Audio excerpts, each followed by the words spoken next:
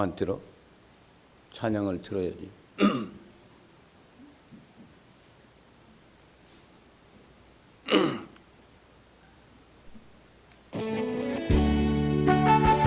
당신은 소중한 사람입니다.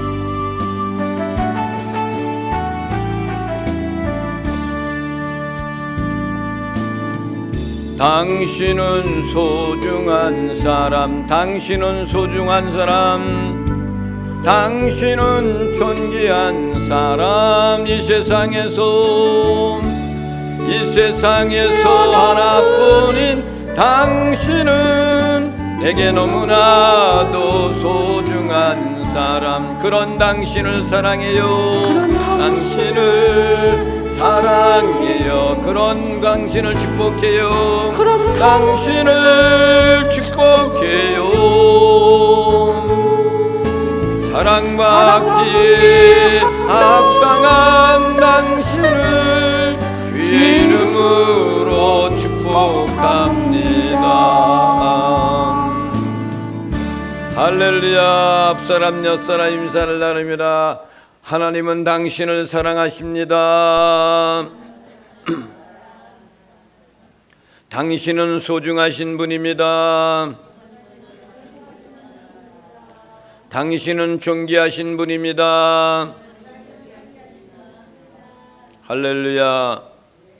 미국에서 한 달 동안 계셨던 우리 황 권사님이 또 오셨습니다. 없었던 자리가 빈자리가 놓이더니 이제는 와 계시니까 든든한 것 같아요. 보라 권사님.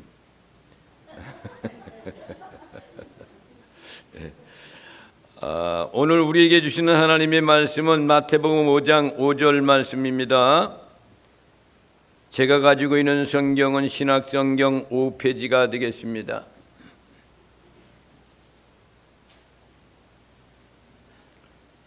다 함께 이 말씀을 합독하시고 큰 복을 받아 누리시겠습니다. 시작. 온유한 자는 복이 있나니 그들이 땅을 기업으로 받을 것이며. 할렐루야. 이 시간에는 미국에서 목회하고 있는 아들 목사 이성호 목사님이 나오셔서 온유한 자는 땅을 받을 것이요 라는 그런 제목으로 하나님의 말씀을 증거할 때 이 한 시간 은혜롭고 축복받는 복된 시간이 되시기를 바랍니다. 나오실 때 다 함께 할렐루야로 하나님께 화답을 하시겠습니다. 할렐루야. 할렐루야. 네.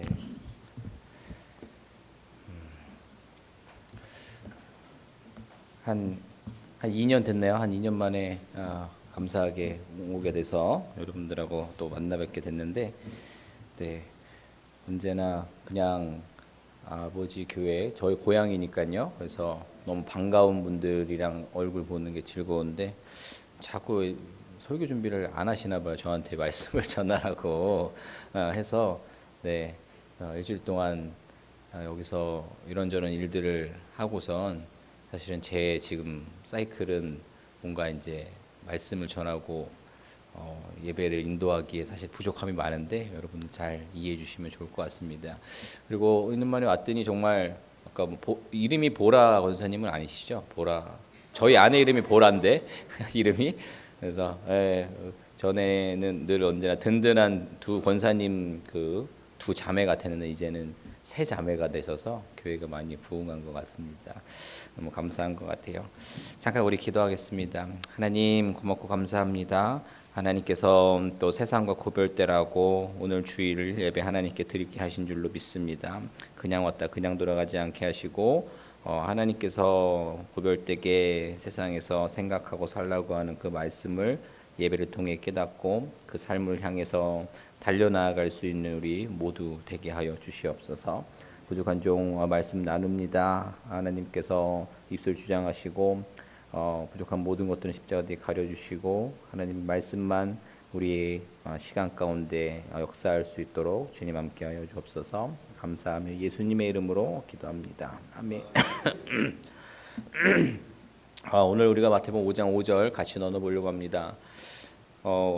특별히 온유한 자 땅을 기업으로 받을 것이다 라는 말씀에 눈에 들어오는 것이 벌써 온유하다라는 건데, 온유라는 것은 기본적으로 정의할 수 있는 것이 이제 성격이나 태도 따위가 온화하고 부드럽다라는 것을 이야기를 하죠. 이 주제를 가지고 설교를 한다고 하니까 저희 아내가 여보가 온유하지 않지 않나 이렇게 이야기를 해서 너무 좀 이렇게 기분이 안 좋았는데, 온유함을 준비하는 입장에서 정말 참을 수밖에 없는 그렇게 설교를 시작하는 데에 큰 도움을 주신 우리 임보라 사모님께 감사를 드립니다. 자, 오늘 본문에 따르면 온유한 자 땅을 기업으로 받을 것이요, 온유한 사람은 복이 있다. 그러니까 그들이, 그 온유한 사람이 땅을 차지할 것이다. 마음이 온유한 사람은 복이 있다. 그들이 땅을 상속을 받을 것이다. 이렇게 이제 우리가 이야기를 할 수가 있죠. 기본적으로 우리가 봤을 때 땅을 차지한다라는 것에 눈이 갑니다. 그래서 많은 분들이 이 말씀 붙들고 하나님 어디 땅이 필요한데 그 땅을 주시옵소서, 또 그 땅과 더불어서 그 땅에 세워져 있는 저 집까지 주옵소서, 최소한의 땅을 주실 때까지 제가 그때까지만이라도 온유한 자가 되겠습니다, 화 안 내겠습니다 라고 말하면서 성결하게 여러분 살고 계실 수도 있지 모르겠습니다. 그래서 집과 그 땅을 주시기 전까지는 언제나 입가에 맴도는 찬양은 이산지를 내게 주소서, 주님이 주신 땅으로 제가 가겠습니다, 한 걸음씩 나아가겠습니다, 이렇게 이제 찬양하면서 나아가시는 그런 모습이 있지는 않은가 생각해 보는데, 여러분 질문해 볼까요? 여러분 온유하면 땅을 주신다라는 말씀을 여러분 신뢰하십니까? 아멘. 또 온유하게 된다면 땅을 주신다는데 온유할 자신은 있으세요? 아멘이세요? 멀리 갈 것도 없습니다. 여러분 지난 한 주간 온유하셨나요? 잘 생각해 보셔야 돼요. 아멘 하셨어도 지난주에 화 한 번도 안 내고 성질 한 번도 안 내고 욕 한 번도 안 했다, 뭐 그러실 수도 있지만, 또 이렇게 마음속으로 또 어떤 상황들에 대해서 그런 생각을 가셨을 수도 있어요. 그런데 단순히 그래 참 저 사람은 온유해, 참 온유한 성품을 가졌어, 정말 부드러운 사람이야, 한 번도 화를 낸 걸 본 적이 없어, 뭐 이런 부분들로 우리가 생각을 할 수가 있는데, 그것으로 우리가 온유하다라는 것을 우리가 제한해서는 안 된다고 봐요. 물론 아주 귀한 타고난 어떤 성품들, 어떤 성격들임에는 틀림이 없는 겁니다. 하지만 그것을 제가 폄하하는 것은 아니지만, 솔직히 그것은 약간은 소심한 성격이기 때문에 그렇게 비춰질 수도 있는 경우도 있습니다. 또 정의롭지 못해서 이제 부정적인 상황 가운데 어떤 정의로움을 드러내지 못해서 온유한 것처럼 보이는 걸 수도 있어요. 자, 그렇다고 한다면 대체 온유가 무엇인가라는 거요. 우리는 크리스찬이잖아요. 크리스찬이에요. 그래서 우리는 이 온유함에 대해서도 그리스도인의 삶, 크리스찬으로서의 삶, 그 행동을 통해서 적용이 되어야 한다라는 거예요. 그것으로 통해 드러나야 한다라는 거예요. 그래서 저는 오늘 이 부분을 여러분들과 한번 살펴보려고 하는 겁니다. 결론부터 말씀을 드리면 마태복음 11장 29절 말씀 보면, 나는 마음이 온유하고 겸손하니 나의 멍에를 메고 내게 배우라. 그러면 너의 마음이 쉼을 얻을 것이다 라고 우리 주님 말씀하셨어요. 우리 기독교는 예수를 잘 믿어서 이 땅에서 필요한 나의 것을 얻어내는 종교가 아니라 온유하고 겸손하신 예수님의 멍에를 메고 그 예수를 배우는 삶의 방식인 것입니다. 동의하십니까? 아멘. 자, 그렇게 예수님의 멍에를 메고 가는 그 길이 우리의 노력과 힘으로는 안 되는 것이기 때문에 함께 모여서 우리가 예배하고 기도하고 말씀을 듣고 또 함께 격려하고 삶 속에서 그렇게 살지 못한 부분들을 또 우리가 위로하고 나누고 또 격려하면서 이 진리의 길을 걸어가는 것입니다. 우리가 또 교회 공동체, 우리 시온성 교회도 가족 교회잖아요. 그 패밀리 교회인데 좋은 만남과 가족 같은 그런 모임들을 지속적으로 잘 만들어 가야겠죠. 그렇게 우리가 아까 찬양한 것처럼 그런 모습을 만들어 가야 돼요. 그럼 만들어 가지만 우리 예수님의 삶을 따르는 것, 그것을 배우는 것이 우리의 이 좋은 예배 모임, 이 교회 공동체의 만남의 이 시간들 가운데 없다면 종교 행위만 남게 되는 것입니다. 그냥 좋은 사람들끼리 만나서 친교하는 것을 넘어서지 못하게 되는 겁니다. 굳이 표현을 하면 그런 거죠. 안고 없는 찐빵 같은 거죠. 종교 행위가 아닌 그분의 삶을 배우는 예수님의 멍에를 매는 저와 여러분들이 되기를 소원합니다. 예수님의 멍에는 결국 무엇이겠습니까? 예수님의 십자가죠. 십자가입니다. 그 십자가의 복음을 우리의 말과 행동으로 나타내는 삶이 예수의 멍에를 메고 예수님에게서 배우는 삶인 줄로 믿습니다. 역설적이게도 성경은 이러한 예수의 온유로 예수의 멍에를 메고 가는 성도의 삶을 안식, 쉼이라고 하는 것입니다. 예수님의 온유하심을 따라 사는 저와 여러분 되시기를 주님의 이름으로 축원을 드립니다. 자, 이제는 그럼 이렇게 한번 생각을 해보겠습니다. 우리가 주님의 온유하심을 닮아 온유한 자가 되었다라고 우리가 한번 해봅시다. 그렇다면 결국 우리 모두가 원하는 온유한 자가 받는 복, 땅을 받는다. 할렐루야. 땅 받으실 수 있습니다. 네. 그런데요, 제가 여기서 김 빠지는 이야기를 드리려고 해요. 여러분, 이 말씀은 우리가 온유하면 어떤 물리적인 어디에 몇 번지, 여기 동문로 몇 번지의 땅을 우리에게 주신다라는 것이 아니라 온유함, 즉 하나님의 구원 역사가 펼쳐지는 성도의 마음, 그 상태가 곧 하나님 나라로서의 땅이 회복하는 것을 의미한다라는 겁니다. 쉽게 말하면 온유한 그의가 하나님의 나라로 하나님의 통치가 실현되는 땅이라는 것입니다. 땅의 회복, 성경이 말하는 땅의 회복은 곧 하나님의 백성이 회복된다라는 것을 의미하고 있습니다. 땅은 곧 사람이기 때문입니다.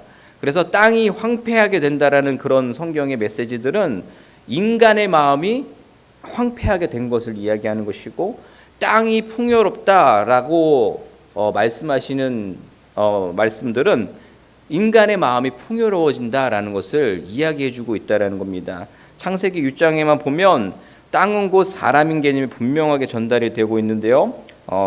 창세기 6장 11절 이하의 말씀 보면 이렇게 말씀되어 있어요. 11절에도 말씀 보면 그때의 온 땅이 하나님 앞에 부패하여 포악함이 땅에 가득한지라. 그리고 12절에도 하나님이 보신즉 땅이 부패하였으니 이는 땅에서 모든 혈육 있는 자의 행위가 부패함이었더라. 그리고 13절에도 하나님이 노아에게 이르시되 모든 혈육 있는 자의 포악함이 땅에 가득함으로 그 끝날이 내 앞에 이르렀으니 내가 그들을 땅과 함께 멸하리라. 그리고 17절에 내가 홍수를 땅에 일으켜 무릇 생명의 기운이 있는 모든 육체를 천하에서 멸절하리니 땅에 있는 것들이 다 죽으리라 라고 성경은 기억하고 있습니다. 그렇죠, 여러분?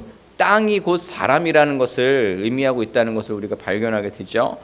황폐된 곳을 다시 하나님 나라로 세우기를 원하는 하나님께서 계속해서 그의 백성인 우리들의 마음에 상실된 이 황폐한 모든 것들의 회복을 원하시고, 그 회복을 그때나 지금이나 오늘도 원하시고 계획하시고 계시는 줄로 믿습니다.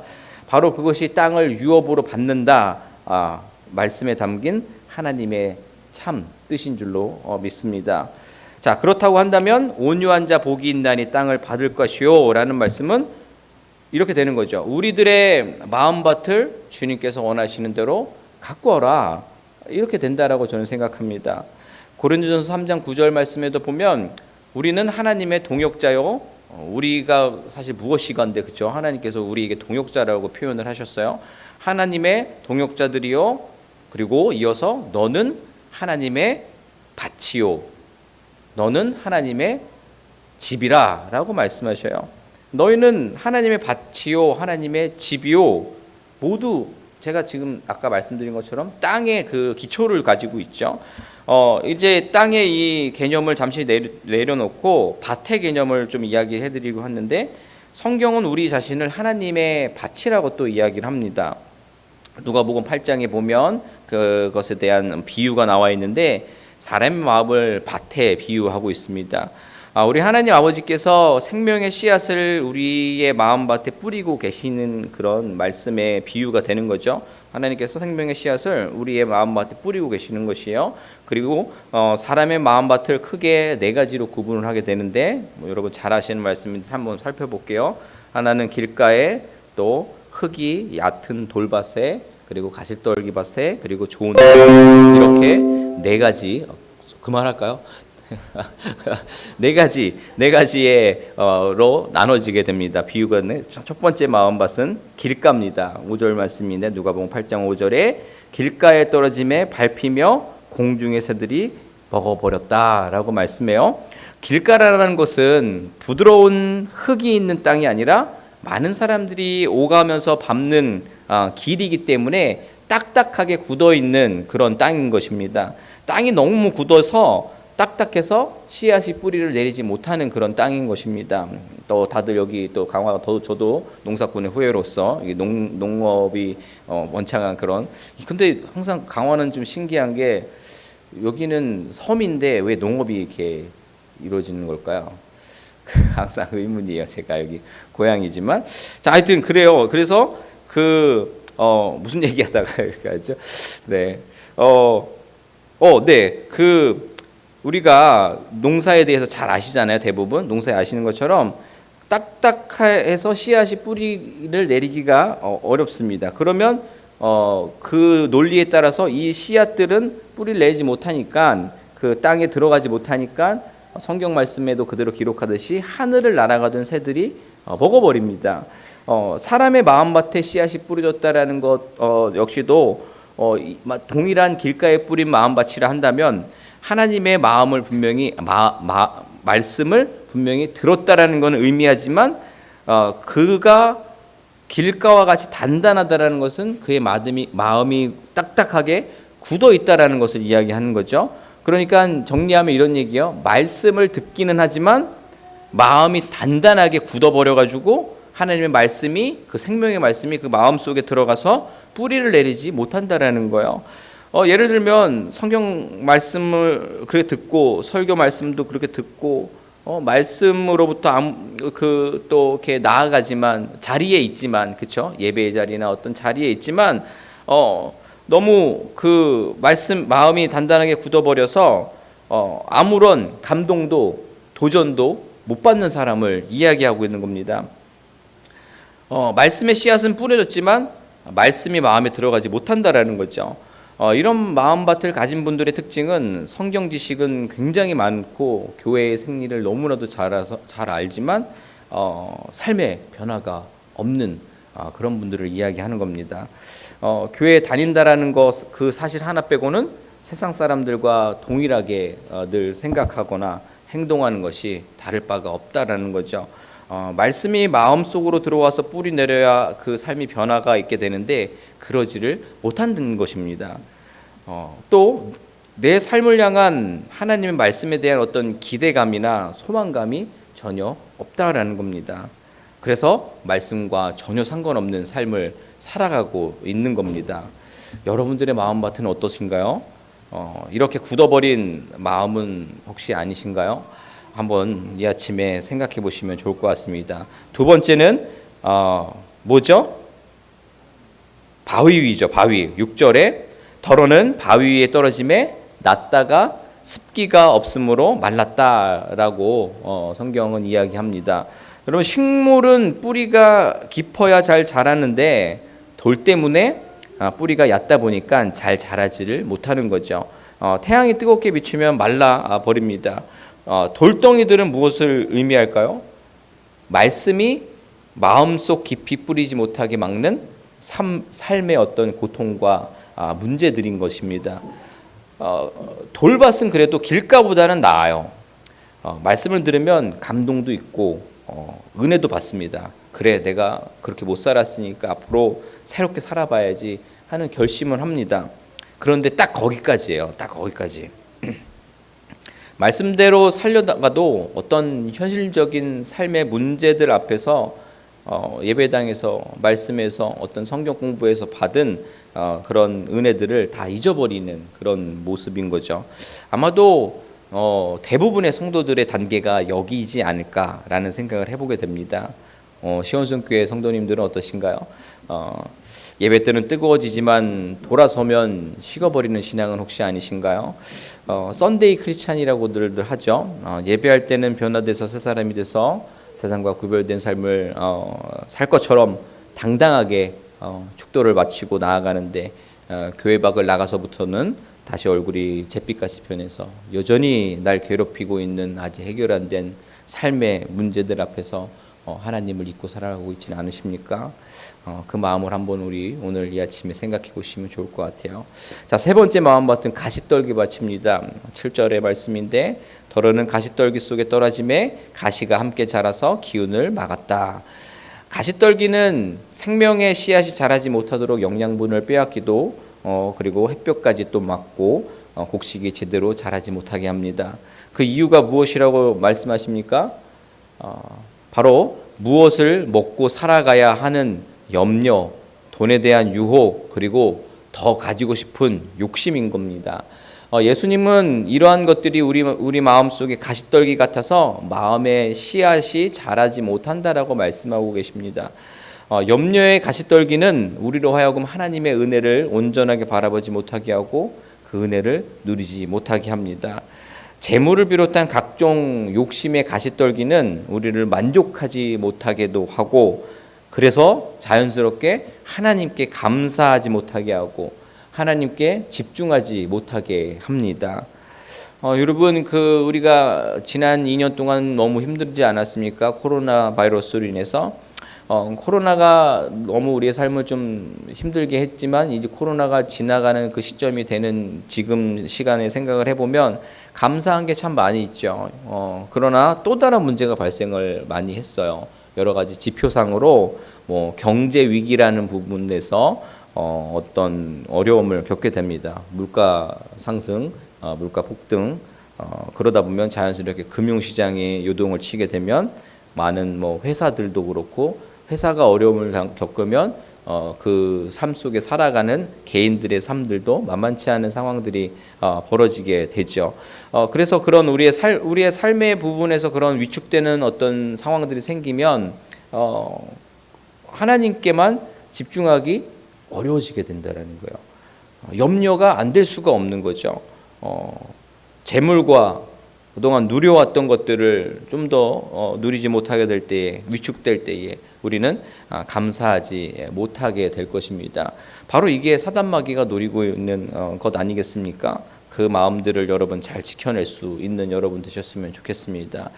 네 번째 마음밭은요, 너무 좋은 땅이죠. 8절에 좋은 땅에 떨어짐에 나서 100배의 결실을 하였다.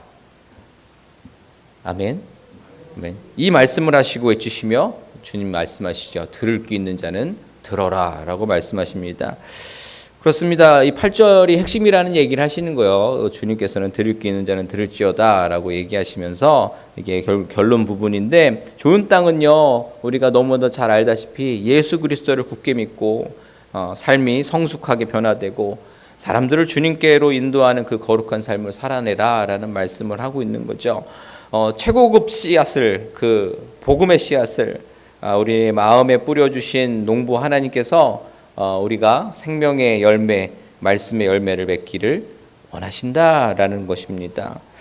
우리의 마음이 좋은 땅이 돼서 많은 열매를 맺는 삶을 살게 될 때 풍년을 맞은 농부가 기뻐하듯이 우리 하나님께서 우리 아버지께서 기뻐하실 줄로 믿습니다. 우리 아버지께서 기뻐하실 거라면 우리가 해야 되지 않겠습니까? 그렇죠? 바로 이것이 우리 모든 그리스도인들이 소망해야 하는 복된 삶이 되어야 할 줄로 믿습니다. 우리의 삶이 하나님을 바라보고 하나님 안에서 참 만족을 발견해내야 할 줄로 믿습니다. 씨앗이 자라면 열매를 맺듯이 신앙이 자라면 삶의 변화가 있어야 하는 것입니다. 은혜가 자라면 내 자신이 성숙하게 되어야 하는 것입니다. 귀한 깨달음이 있어서 삶에 열매가 있는 저와 여러분들이 되셨으면 좋겠습니다. 여러분, 세상을 보세요. 또 우리 너무 또 교회 안에서 이런 이야기들 하면 또 비현실주의자들로 세상은 우리를 또 공격하기 마련입니다. 그런데 여러분, 우리 안에서의 분명한 시선으로 바라봤을 때에 세상은 황폐하고 상실한 마음으로 인해서 벌어지는 많은 죄악들로 가득한 곳입니다. 그 가운데 그들의 이야기들, 그런 어떤 미디어를 통해서 그 일들만 우리가 이렇게 가만히 바라보면 바로 저곳에 소망이 있을까? 정말 주님이 얘기하시는 땅의 회복이 있을 수 있을까? 의심하고 망가진 것 투성인 세상을 우리가 보게 됩니다. 그죠? 어떤 현실적인 나음과 개선도 반드시 이루어져야 한다라고 보는데 그런 것이 솟아날 구멍을 발견하기가 어렵게 됩니다. 정말 그래서 우리가 더 기도해야 되고 어떤 식으로든 우리가 사회 참여 의식을 가지고선 어떤 정치적인 색깔을 드러내라는 게 아니라 어떤 개선을 위한 관심, 지역에 또 우리가 살고 있는 이 강화를 위한 어떤 지역 환경에 대한 관심 필요합니다. 노력해야 돼요. 지혜를 가지고. 그런데 그것은 우리 크리스찬들이 해야 할 일의 핵심은 아닙니다. 그 땅의 황폐함, 우리가 바라보는 세상의 그 세상의 어두운 면, 그 땅의 그 망가져 있는 모습들, 그 회복을 위해서 우리가 해야 할 수 있는 일은 무엇입니까? 유일한 길은요, 하나님의 소망의 말씀의 씨가 그 땅에, 그 세상에 정의를 내리고 살아가고 있는 그 사람들의 마음밭에 뿌려지고 심겨져야 하는 것입니다. 그 일을 위해서 우리가 일해야 한다라는 것입니다. 믿는 우리가 힘써 그 땅의 회복을 위해서 그 땅의 지경을 넓히는 복된 인생을 살아야 한다라는 것입니다. 여러분, 제가 말씀을 마무리하려고 합니다. 처음에 말씀드렸죠. 온유하고 겸손하신 예수님의 멍에를 메고 그 예수를 배우는 삶을 살아야 한다. 바라기는 그분의 삶을 배우는 우리 예수 그리스도의 멍에를 메는 온유한 저와 여러분 되기를 소망합니다. 예수님의 십자가, 그 십자가의 복음을 우리의 말과 행동으로 나타내는 삶을 살아내는 땅, 그 마음밭, 그 좋은 땅 되시기를 바랍니다. 주가 주시겠다라고 약속하신 땅은 무엇일까요? 동문로 몇 번지? 아니죠. 우리의 공허한 삶과 마음에 소망의 땅을 주시겠다라는 말씀입니다. 여러분 마음밭에 있는 두려움과 절망을 이기게 하시겠다라는 말씀입니다. 담대하게 불가능할 것 같은, 우리가 취할 수 없을 것 같은 그 땅을 취할 수 있다라고 말씀하시고 계시는 것입니다. 그 말씀 신뢰하며 믿음으로 주님만 바라보며 그 어렵지만 그 복된 그 길로 그 열매 맺는 땅이 되셔서 정말 주님께 칭찬받는 주님의 자녀들 되시기를 주님의 이름으로 축원을 드립니다. 아멘. 기도하겠습니다. 하나님, 온유한 자는 그리스도의 성품을 닮아 사는 복된 인생이고 그 인생은 땅을 유업으로 받은 구원받은 땅이기에 감사함으로 좋은 땅이 돼서 황폐한 세상을 회복시키는 그 삶을 살는 하나님의 자녀들, 백성들 되게 하여 주시옵소서. 그 책임 있는 복된 인생을 살아내서 내 자신과 또 내 자신뿐만이 아니라 우리 가정을 변화시키고 그리고 또 내가 몸담고 있는 교회 안에서 그리고 또 내가 살고 있는 그 땅에서, 이 강화 땅에서 좋은 땅의 지경을 넓혀내서 아름답게 열매 맺는 삶을 살게 하여 주시옵소서. 감사하며 온유함을 보여주시고 그 길을 따라오라고 하신 예수 그리스도의 이름으로 기도드립니다. 아멘.